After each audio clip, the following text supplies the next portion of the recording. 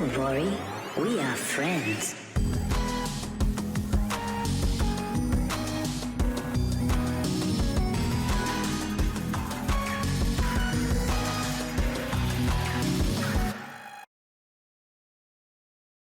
Welcome back, friends, to the Friends Validator show. Today I'm sitting here with Jordan from Stakewise, and Stakewise V3 is around the corner, which allows you to stake ETH as effortlessly as you can imagine. And we will dive deeper into this, but we will also cover what Stakewise is all about, and we will also collect some thoughts about the Ethereum ecosystem generally. But first of all, first things first, Jordan, thank you so much for joining.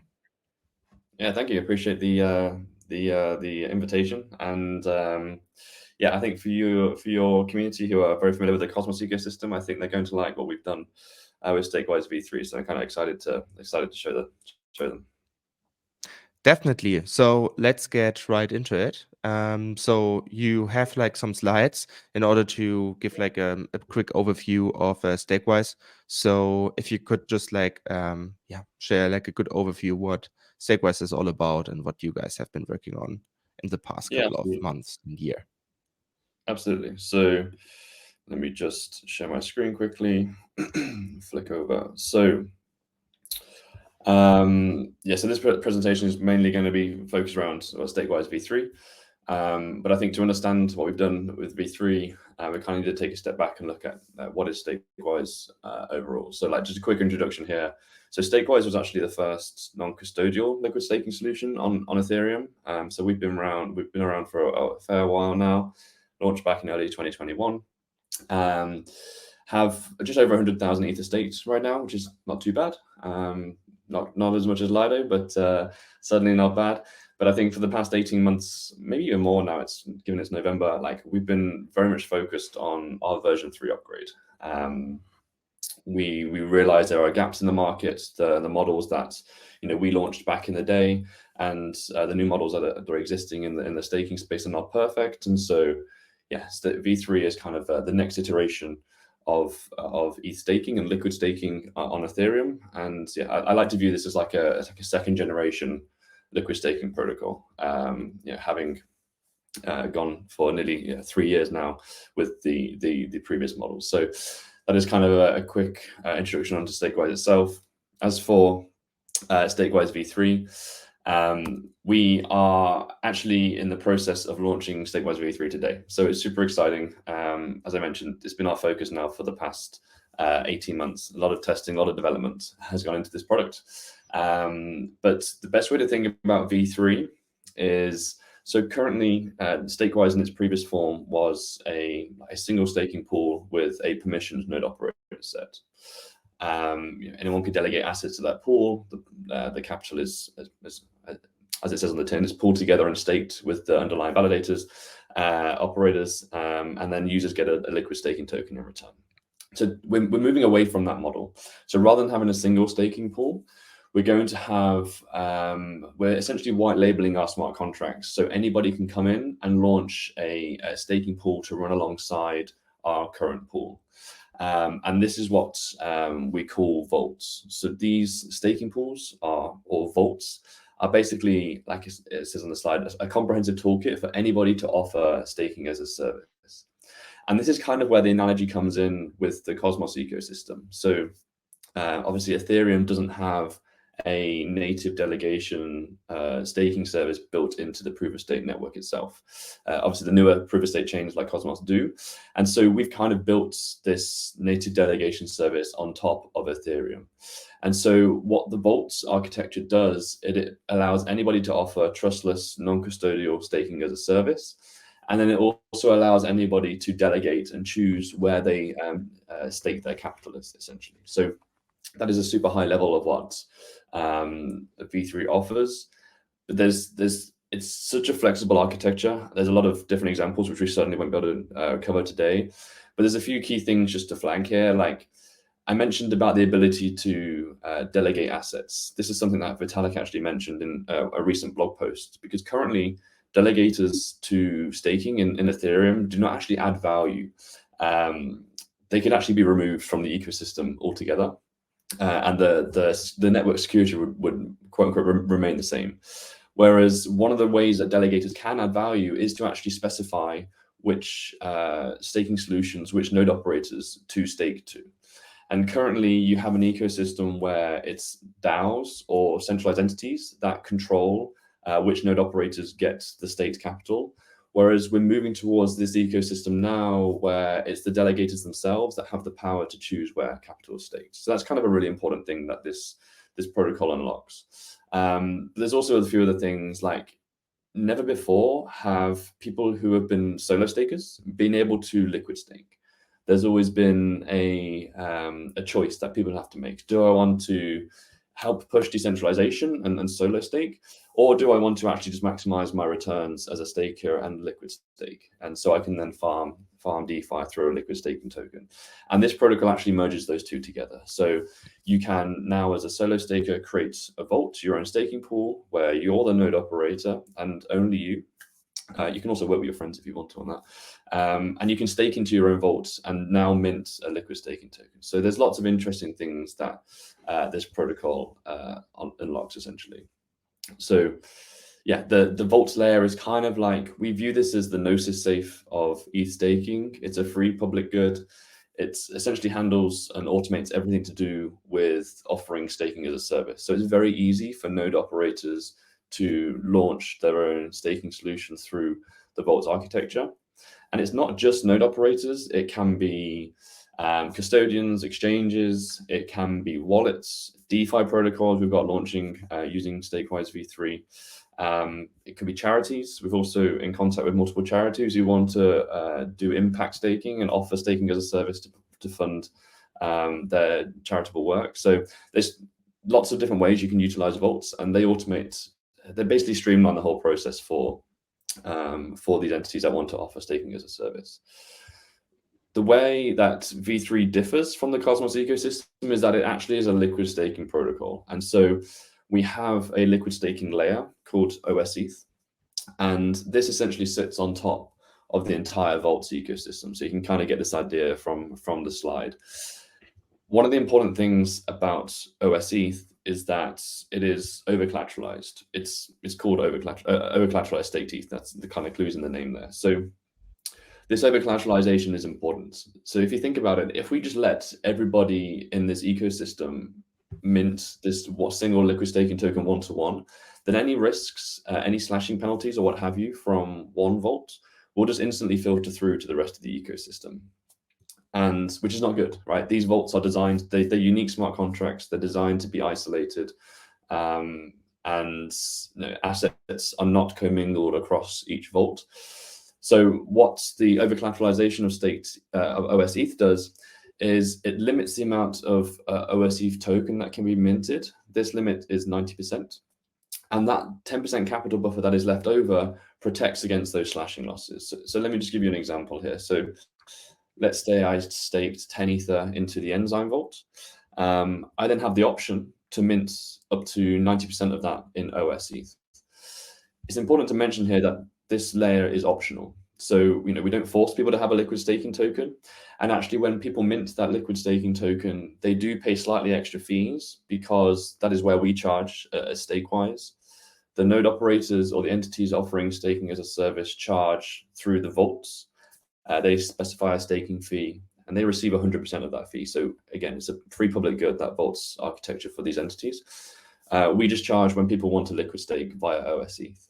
And so we allow people to mint OSETH on demand whenever they actually want to liquid stake. And they only pay those liquid staking fees when they do that. But going back to the example, I've staked 10 Ether with Enzyme. That means I can mint 9 Ethers worth to go and liquid stake. I'm still earning that 10 Ether of staking yield. I'm not losing any capital efficiency in terms of my staked capital. I'm just not able to make 100% of it liquid. So that is kind of the OSETH layer that sits on top of these vaults. I think the other thing to just maybe flag here is OSETH is a repricing token. And so one of the simplest ways to stake with Stakewise v3 is actually just to buy OSETH on the secondary markets. This allows you to get a token which has inbuilt slashing protection because of that over collateralization. And it also accrues the yield from a super diverse set of node operators, i.e. all the vaults in the ecosystem. And so, yeah, stakers who want a very simple staking experience can still get that with V3. And a very, OS ETH is probably one of the best, well, it is one of the best liquid staking tokens on the market in terms of its design because of that slashing protection and decentralization aspect. And so it's very easy to have that form of staking, that very simple one-click staking, we like to call it. But then you also have the option as a staker to choose a more bespoke vault for you and then mint OS ETH. So we're offering lots of different ways for people to offer staking, stake their capital. And so, like, I guess to kind of conclude this first bit, the main focus of the protocol is to democratize ETH staking. We want to allow anyone who wants to offer staking as a service to do that. But we also want to empower stakers. We want to give them a choice on who they stake with. It's your capital at the end of the day. You deserve to know who is actually running the validators and staking that capital. And so, yeah, we provide both the operators that choice, but also the stakers the power to stake how they want to. So that's kind of like a very whistle-stop tour on the V3 protocol. Fantastic. And I mean, there are like a couple of key takeaways for me. So first of all, what I like very much about it is that you don't have to make this trade-off between do I want to natively stake or do I want to liquid stake, because right now the industry looks like this, that either you liquid stake your ETH or you go home, so to say, or you stake with a super centralized provider. So one of the most dominant ETH staking providers, actually an exchange, which is Kraken. I believe it has been shut down in the US, but in Europe it's still available. And I think big centralized exchanges. So yeah, you're right. Kraken has kind of had to run into legal issues with its staking, but Coinbase and Kraken are still, I'm not sure exactly the numbers, but they're second and third, I think, in terms of the amount of ETH staked on the Beacon chain right now. So yeah, big centralizing force. Yeah. So we need to counterfight this now. And the other big key takeaway is also that therefore the UX is very straightforward, what you guys have built. It's very, very similar to the Cosmos to give both the user and the validator themselves some decent power. So let's have a quick look into this. So if you just want to show how to effortlessly stake your ETH on Stakewise, it's very straightforward. So this will be one of the shortest tutorials we have ever done on the show. So you should be able to see my screen now. Exactly, yeah. Alrighty, so I mentioned the idea of marketplace. So any vault that's created in V3 is displayed on a marketplace. And as a staker, you have the ability to choose which vault you want to stake with. Now, right at the moment, you can see there's lots of like single node operators. There's a lot of interesting solutions that are coming to market, which are multiple operators working together, running what we call like DVT technology to kind of increase the security and decentralization of staking. What's interesting about vaults is that we're completely agnostic as to the staking configuration within the vaults. And so you're going to end up with a marketplace of some really diverse staking solutions. And as a staker, you have the ability to come in and specify exactly what best suits your needs.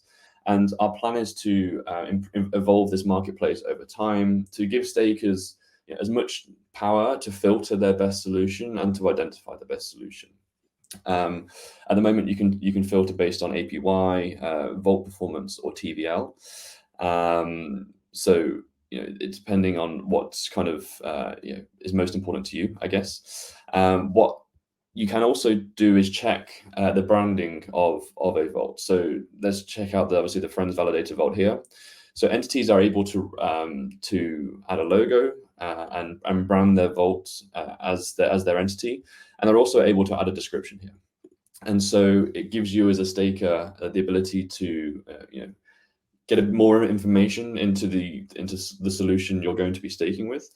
And what's important to flag here there is a verification system we do on this marketplace. So if an entity is trying to spoof or copy another entity in terms of branding. So let's say there's another Friends Validator Vault that is run by some anonymous entity. You will know that as a staker. We have a validation, a verification system where we essentially whitelist the entities to make sure that stakers know exactly who they're staking with. But other than that, obviously the vaults page, each individual page shows you what you need to know. You can specify, you can filter for like API, APY, and TVL on the graph, and it gives you some high level stats about the vault. You can also see some details about the vault. So this vault has a capacity of 1 million Ether, and it also tells you the staking fee down here. So it's 5%. That means it's 5% of the staking rewards. That is pretty standard for the ETH staking market right now. And so it's to stake into this, it is super simple. You can literally hit stake, specify, say, the amount of ETH you wish to stake, and obviously confirm the transaction. Hopefully this goes through nice and quickly. And at this point, you're staking, right? My capital is now being added to the staking pool. The TVL will go up shortly. And I've only staked 20 Ether, so more validators will not be registered off the back of this. But at the end of the day, it's one big staking pool. The rewards are socialized. And so all the stakers in this pool are getting the same returns on their staking. And at the moment, the APY is super high, actually. It's 29%. So I think this pool's been getting lucky with some of the MEV rewards on the testnet here. But yeah, so right now I'm staking, and that's literally as simple as it is. If you don't want to go any further than this, that is absolutely fine. You can unstake at any time, and submit the unstake request. Depending on how much spare capital is left dormant in the vault will depend on how quick you can unstake.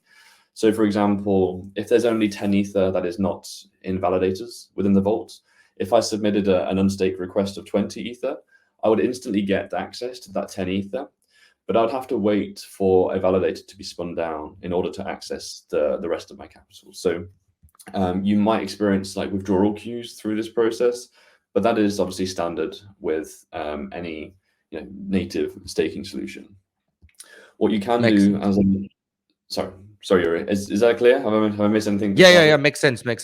Just like also like one clarification, just that people don't wonder, because like I guess your MetaMask wallet is always opening, and you have to sign something. So it's not being recorded with StreamYard. Just that you know. So every interaction will include that you need to sign something on MetaMask, which is not possible to show here, obviously. But yeah, please go on. Sure. No, that's fair. Thank you for that. And yeah, so after staking, as I mentioned, we have this optional liquid staking layer where you can mint OS ETH. And so from day one, we're going to have liquidity pools for OS ETH, which are incentivized. But we've also got some really exciting integrations planned for OS ETH. For example, the governance for adding OS ETH to Aave the ball's already rolling there. We have like EigenLayer, who the next liquid staking token they're adding to restaking is OS ETH token. So there's lots of exciting and tier 1 DeFi projects that are onboarding OS ETH as we speak. So if you want to liquid stake, you have the ability to mint OS ETH. It's very simple. You can just specify as much as you want to stake, as much as you want to mint. As I mentioned, there's a 90% LTV limit here, so you can only mint up to, in this case, just 17.9 OS ETH. Mm-hmm. But yeah, it's a simple case of, let's say I want to mint 10 OS ETH, submit mint. Again, you can't see the transaction, but it's a simple submit transaction. And then once you have OS ETH in your wallet, you're then able to go and farm and effectively do whatever you want in DeFi. You can even sell OS ETH on the secondary markets straight away as a way to unstake some of your capital. But it's worth mentioning here that if you want to fully unstake, you do need to return all the OS ETH you've minted previously and then submit a native unstaking transaction here. But that's essentially it. You stake, you mint OS ETH if you want to. There you go, the transaction's just completed. So I've now got 10 OS ETH. The thing to bear in mind here is that OS ETH is kind of like a collateralized debt position, right? So you're borrowing OS ETH from Stakewise using your staked capital as collateral. So you'll see here there's a position status where it says healthy. If you get to a situation where your vault is underperforming and your staked capital is growing slower than what OS ETH is, OS ETH is growing at the average rate, market rate in the network, then there is a situation where your debt, your OS ETH position is growing quicker than your staked position. So you could end up getting liquidated at that point. Remember that OS ETH is over-collateralized. We have to maintain that over-collateralization. And so there is a liquidation mechanism where if your vault experiences a slashing event, or if there's, as I mentioned, if it underperforms over a long period of time, then you could be eligible for liquidation, and there'll be a slight fee incurred to you for doing that. So just something to bear in mind there. But at the end of the day, the majority of stakers won't need to worry about this as long as your vault doesn't experience slashing events, which on Ethereum are actually very rare. It's actually very hard to slash a validator unless you do it purposely. And yeah, that's kind of it. So you can manage your liquid token position, go do what you want. When you're finished, you can simply burn the OS ETH, and then you're ready to natively unstake. And that's as simple as it gets. I guess the other thing to mention here that is not shown on this UI is I mentioned there is the ability for people to one-click stake, just simply buy OS ETH. That the actual landing page of Stakewise will have that ability. So you can just take your Ether, swap it into OS ETH, and at that point you'll be staking without having to manage your debt position, but you lose the flexibility in choosing which staking solution you stake with, essentially. Yeah, I mean, what I love about the Slack on the first page that you have shown us, the vaults is like very much the same thing as in Cosmos. A quick question in regards to the liquid staking also. So is there also an unbonding period for doing liquid staking, or is there really zero? Is there like no unbonding period similar to staking ETH on Stakewise? Yeah, so there is no unbonding periods in terms of on the liquid staking token. So you can mint it whenever you want instantly. You can burn it whenever you want instantly. You can sell it instantly if you want to on the secondary markets. So that liquid staking layer really gives you the flexibility of what liquid staking offers, essentially. So yeah, there's no unbonding there. You just have to be aware that if you did want to fully unstake, because you can only mint up to 90% of OS ETH, that means you can only sell 90% of your staked capital instantly, right?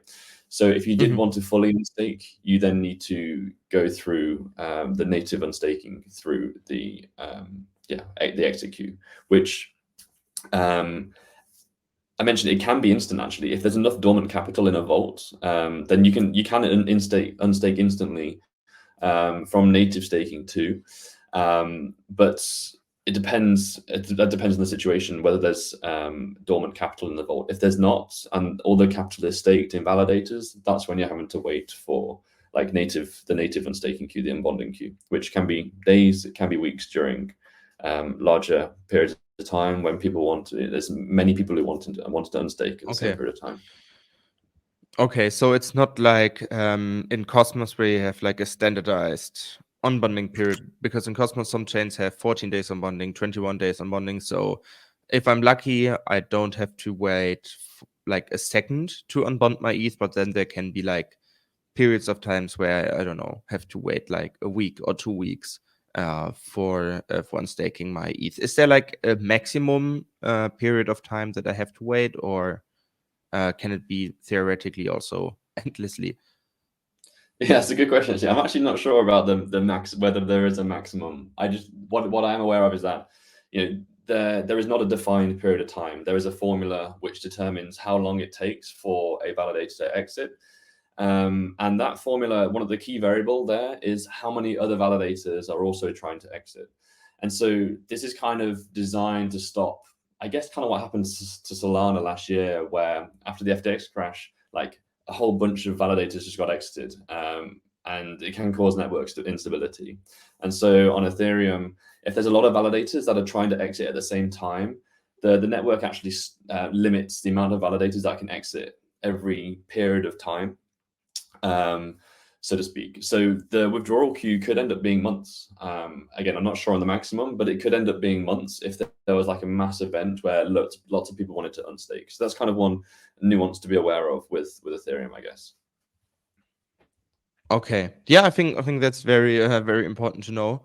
But yeah, I think everything else looks super straightforward. Yeah, as you can see, friends will also be up there from the very beginning. This is just the testnet interface. But yeah, I think everything else really is super straightforward. As I mentioned, a very similar experience to what people have seen on Cosmos before. I also really like the fact that you can easily start liquid staking if you want to. But yeah, also if you like a true DeFi degen, you can immediately go ahead and provide some liquidity over on Aave or so, or lend it out, better said. So there are like so many possibilities to get your ETH to work. Especially interesting is for me like this flexible on bonding period, which people really have to keep in mind as well in order to make like a solid risk reward decision, because on other platforms such as Kraken there is like a fixed on bonding period. So I believe it's like 14 days on ETH. But yeah, so theoretically you mentioned today is like, I mean, today is also the day where this video will go live. So after this video has been uploaded, you can immediately start staking like this, right? Absolutely, yeah. So we're due to announce the full public launch in about 7 hours time from now. So I'm sure this video will probably be out around about the same time. So yeah, absolutely. The website would be stakewise.io. Do you know what? I've actually got it on the final slide here, so I'll just show you this.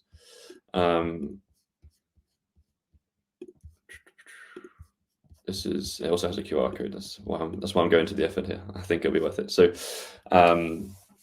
yeah, the landing page is simply stakewise.io. The QR code will take you there.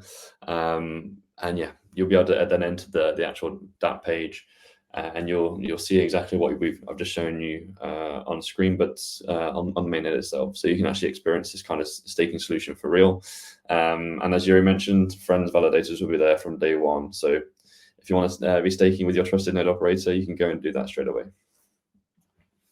Yeah, I think would be very lovely. So thanks for that. And last question from my end, because that's like one of the key parts for many people, is there like a hardware, like a hard wallet compatibility? So people who have a Ledger wallet, can they also start staking directly, or are there any hurdles to keep in mind? No, not at all. So if you've got a hard wallet, it's absolutely fine to connect. We do have a Ledger widget built into the dApp, but as I'm sure a lot of your stakers are aware, you can connect your hard wallets through like MetaMask or Rabi wallet, what have you. And so, yeah, there should be no, basically put it this way, if you have any hardware issues, let us know, because there should be none, and we need to fix them. But yeah, it should be very simple to connect and stake. Yeah, especially if you hold a decent amount of ETH, most likely you have a hardware wallet, I guess. But yeah, Jordan, thank you so much for showing us around, for like sharing all of the insights into Stakewise V3. We at Friends, we can't wait to yeah, be active there, to promote our vote there. Yeah, and I think generally like to maybe like collect some final thoughts here on the Ethereum ecosystem generally. So all of this is possible because I think it was in April when the Shanghai update got shipped, which really like marked a huge milestone in the history of Ethereum. It enabled staking rewards in the Ethereum network. So yeah, with all of the exciting developments in the Ethereum ecosystem in mind, with the layer 2s that are popping up, with like more staking solutions for ETH coming up. So what are your thoughts on the Ethereum ecosystem? Because it looks very differently compared to 2 years ago or so. So yeah, where do you see Ethereum heading right now with all of those developments in mind? Yeah, absolutely. Like, obviously on the staking side specifically, the Shanghai or Chappella upgrade was super important. That was kind of the final piece that made proof of stake on Ethereum complete, i.e., allowing people to withdraw their capital. And so, yeah, the landscape right now is still pretty centralized, though. As I mentioned, we've got some large exchanges that are kind of, I wouldn't say dominating, but they are pretty significant entities in the space. There is also Lido, which controls nearly a third of the beacon chain, which is frequently flagged as problematic by the Ethereum Foundation and what have you. So there are certain elements of ETH staking which need to be improved. And I think this is kind of where we're hoping that V3 fits in. So I touched on it before with solo stakers now being able to liquid stake. Like, they are the gold standard for decentralization. And so allowing solo stakers to actually liquid stake is hopefully a way that we can help encourage solo staking, right? Rather than just saying, okay, I'm just going to stake with Lido or Coinbase, what have you. You can now actually liquid stake on your own node at home. We're also partnered with multiple entities that offer hardware and software solutions for solo stakers to make that as easy as possible. And I think also what's previously, it's taken years to build a staking solution, right? And also, in many cases, millions of dollars of development money in terms of actually funding the development, but also funding a liquid staking token. Now, what V3 allows is actually any entity to offer staking as a service very quickly. Like, you can build Lido, you can actually build a lot of what are currently Stakewise competitors in Stakewise V3 very quickly, scarily quickly, actually. So actually, one thing I forgot to mention here is that the OS-ETH token, it is Stakewise who's providing the liquidity and integrations for that token. So we don't only just provide the tools for people to offer staking as a service and build their own staking solution, we provide also a ready-made liquid staking ecosystem for these entities to offer staking as a service through the OS-ETH token.